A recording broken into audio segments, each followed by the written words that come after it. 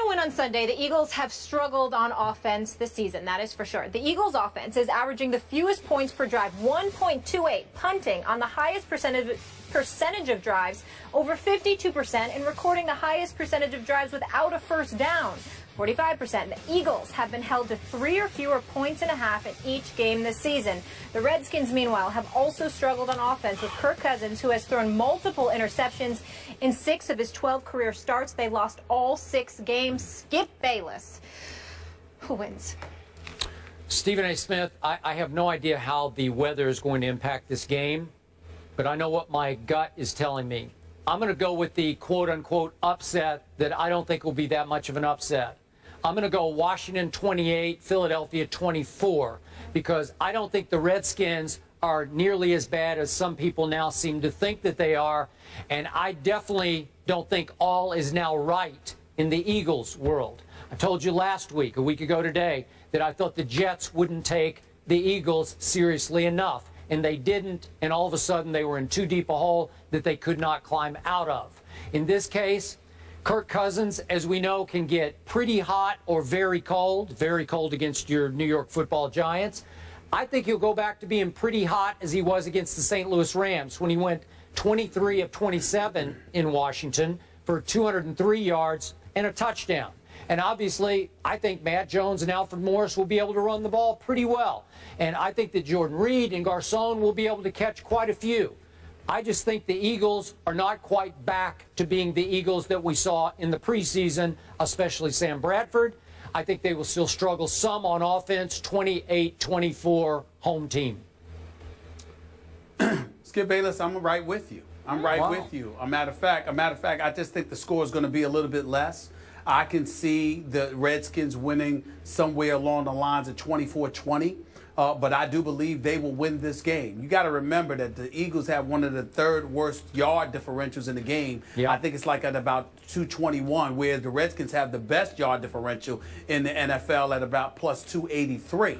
And I think when you look at it from that perspective, they're accumulating yardage, they're moving the chains, they're making things happen, whereas the Eagles, as I have consistently said this week, have been held scoreless in 7 of the first 12 quarters of this NFL season for themselves. I look at it that I take into account inclement weather. When you've got inclement weather, that goes to the home to the team with the best running game. And obviously right now that's Alfred Morris with Matt Jones. We also have to look at it from the perspective that in terms of offensive schemes and how your offensive line is playing and progressing, that's also going to help the Redskins. Then last but not least, you have to take into account the fact that the Redskins playing the Giants on a Thursday night are at a decided advantage because that additional few days to protect some of the awkward schemes that Chip Kelly may throw your way, I think that also works in the Redskins' advantage. I'm picking them to win this game 24-20. Now I'm a little worried about my pick. Both of you going Washington, and I'm against you again. I'm going Eagles. You're going Eagles. Chip Kelly on that defense. Oh, now I feel better after about the my Jets.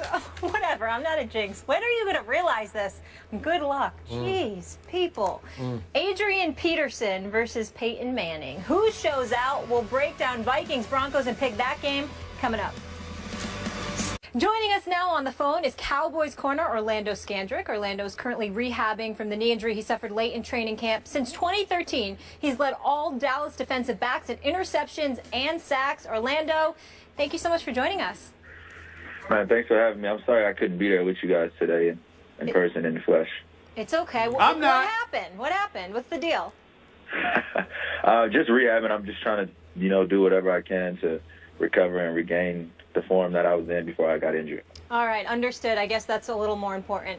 But let's get into it. So your boys lost last week at home to the Falcons. Julio Jones had only 3 catches in the first half, and then he went off in the second with 9 catches for 137 yards, 2 TDs. Orlando, what happened to your Cowboys defense last Sunday? I think we just let it get away from us. I think we kind of had some technical errors, but you know what happens. That game's behind us. The boys are looking forward to this Sunday, and I'm looking forward to watching them.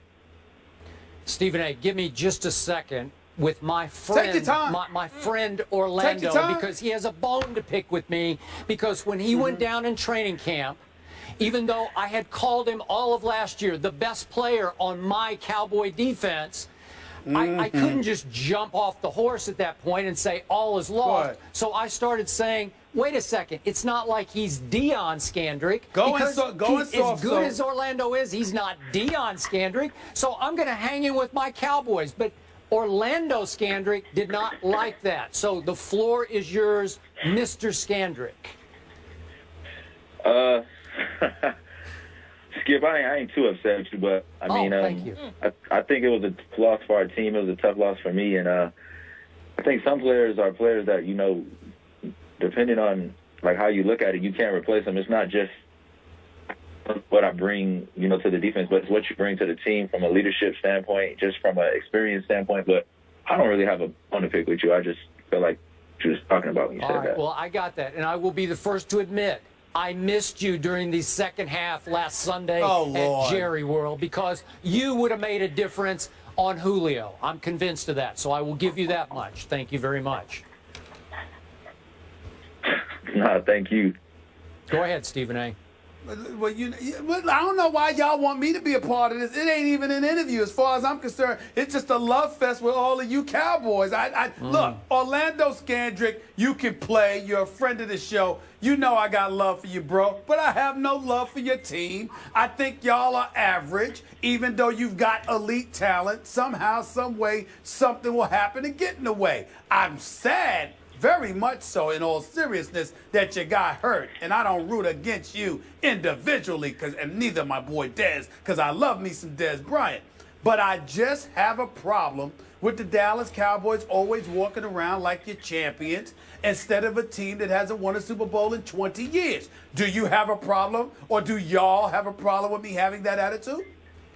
Not at all. I mean, you got the right to have that attitude. We haven't won anything, and I think that we're striving for excellence. And every day we're trying to get better around here and trying to reach perfection. And I understand people feel like we haven't won in a long time, but as an athlete and as a player, you know, part of the Dallas Cowboys, we try to just envision things. You got to envision those things so they can come true. So, of course, we're going to walk around every day and carry ourselves like we're champions because that's what we're striving to be.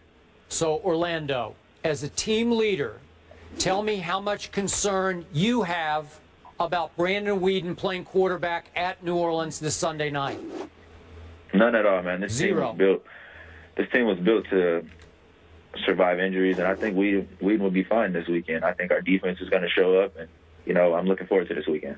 Good. Orlando, I have a question. What do you mean this team is built to survive injuries? What proof do you have of that, sir?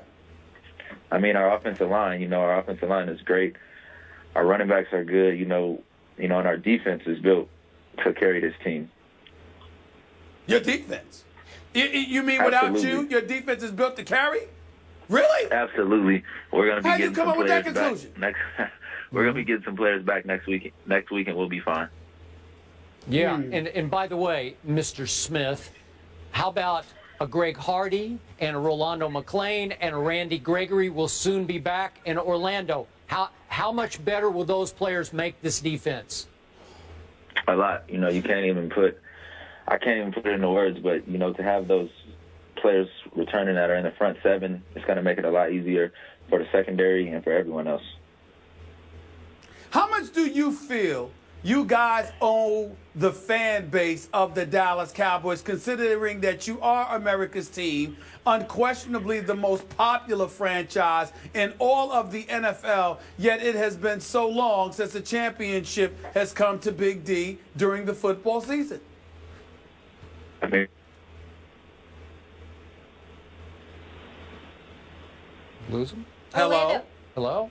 I think we might have lost Orlando. Yeah, I'm not surprised. That was a very balanced interview. We had the hater and the lover. I really enjoyed it. I like Orlando. I like a lot of guys on the Cowboys. It's just that the uniform, the star, and the helmet, and in midfield, and more importantly, the pathetic Cowboy Nation. It makes me sick to my stomach walking around like they've won something, for crying out loud, sullying the mantra and the legacy of this great nation of ours, who's known for being a winner, but somehow the Cowboys are America's team without a championship in the last 20 years makes me sick to my stomach. That's right, I said it. Okay, but it was nice for Orlando to come on the show. Right now. I got nothing but love for Orlando. And my man Dez, I mean, no, I ain't talking about you, Dez. I ain't talking about you. You know what? How's Joseph Randall doing, by the way? Wait, the guy who touched the ball the first 3 times and nearly scored all 3 times? That guy? You know what's going on here?